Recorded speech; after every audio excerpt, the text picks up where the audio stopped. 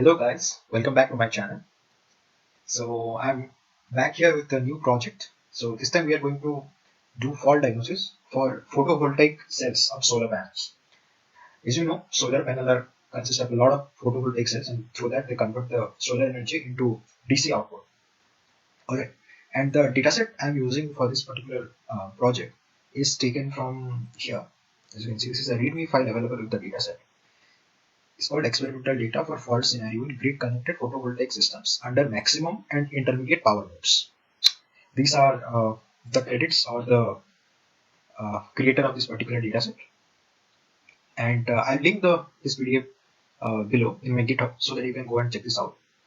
So what they have done is they have collected 7 fault types, and they have also produced 3 papers which is based on this particular dataset, and they've given their method to diagnose the faults. And to see what the data structure is, this is our main goal. And please don't confuse X and Y with the input and output features. These are just the nomenclature for the faults they have used here. As I said, there are total 7 fault types.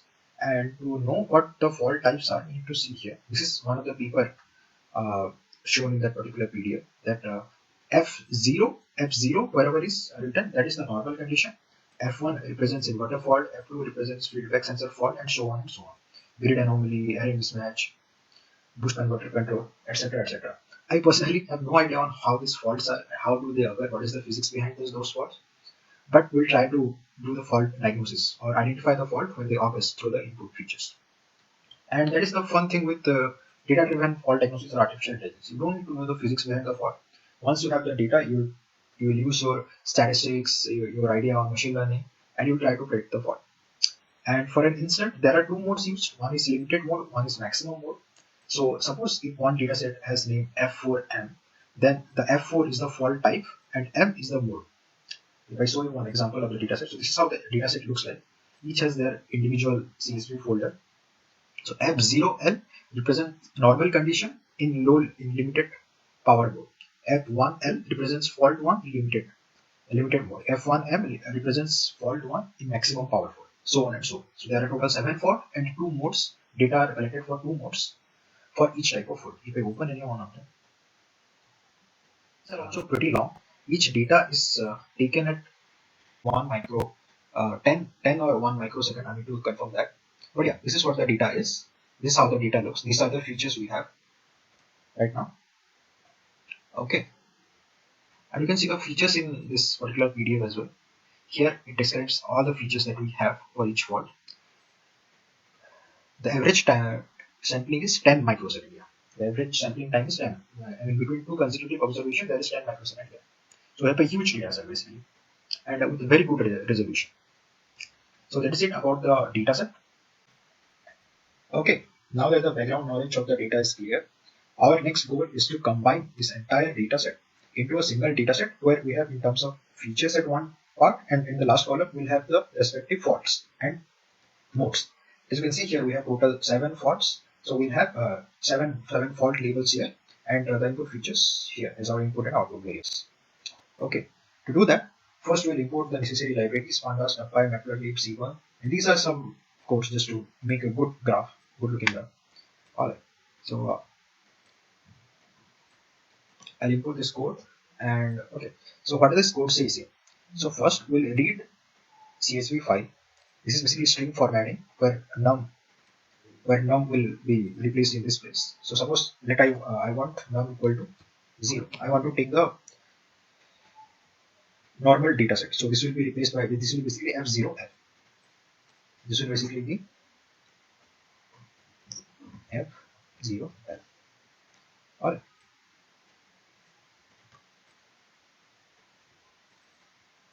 Now if I run this one, okay, now this is how my data frame looks like. It has all the labels, it has all the features or the input features, but we don't have the output feature here. To do that, we'll run the next line of code, which what we will do here is this np.full function. This np.full function will create one array full of the same element.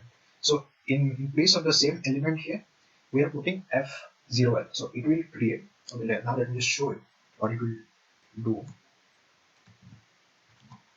Okay, what it created? It created a 1D vector which is same length as the length of my DF. Okay, so this will be my new label feature, and I'll add that as a new column to my DF. Okay, so it is done. Now finally my DF will look something like this. Now I have the feature. Now I have the label feature at the end, very effectively. Alright.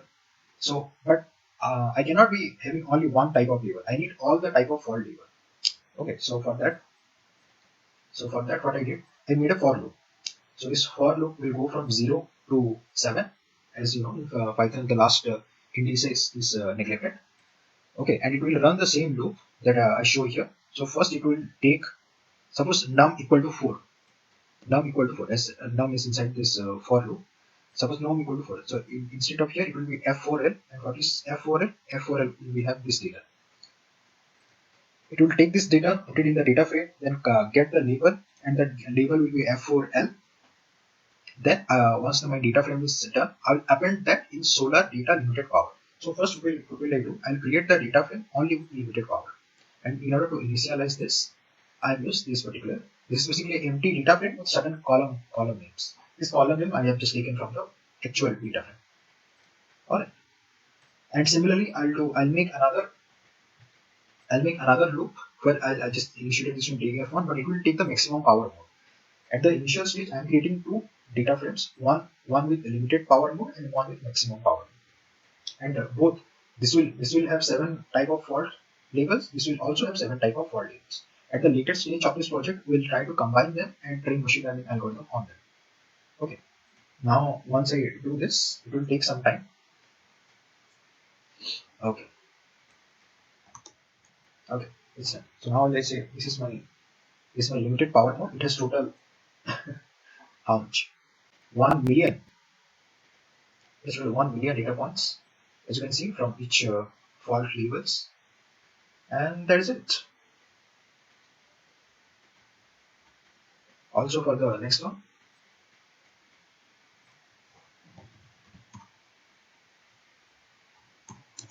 for the max power, here we also have something 1 million dataset, 15 features we have, and labels are the 7 fault labels we have as usual. Okay, now that the data frame is ready, now we have our columns and our labels at the end. Now we can go and do some visualization on the data. For the visualization, I'm downsampling the data frame 1000 times so that we can see the points at least. Otherwise, it will be very hard to see the points. It will be too crowded. Alright, so I'm using this for loop to go through each column is in these columns of the data frame and plot against time. Alright, so we see here. So first one is IPV, the current, and I can see there is some distinction between different fault labels, but it's more or less same. Same for the V, but if I go here to the VA, VV, and VC, you can see there is a clear distinctions. That means these features are very important for us for the fault diagnosis, because you can see that each fault has a different signature for for the VA, VB, and VC. So there is one take, or there is one lesson you can take from this data visualization. See here of IAVC, it has some distinction, it has some contribution towards the distinction of different labels. So it's also kind of important. But if you see VAVC, all the faults align at the same, like similarly. So I don't think VAVC will have a much contribution. Okay, so that's what we did for the data visualization. This is small data visualization for the introduction at least. And then I'm going to save our data set, but for saving, I'm reducing it, downsampling it 100 times. So to save the memory, just that is the case. And maybe we can, downsampling has another effect of denoising the data set. Otherwise, we will have too much noise. If you downsample it, it's basically something kind of a moving average, you can say. It's basically smoothens out your data. That is also one point, and it also uses less memory. As I don't have a GPU, so I need to work with what I have. So that's that, and I'll just go ahead and save the data set here. Alright. Okay. So after this was basically introduction of data preprocessing stage for this project. In the next or upcoming projects, you'll see a lot of things. So we'll see first we'll see the dimensionality reduction, and in the following one we'll apply different algorithms starting from basic machine learning algorithm and then moving forward to deep learning methods such as auto encoders, convolutional neural network, etc. etc. And we'll try to improve the accuracy of this. We'll try to improve accuracy on this particular data set as much as we can. Okay. See you in the next video. Ciao.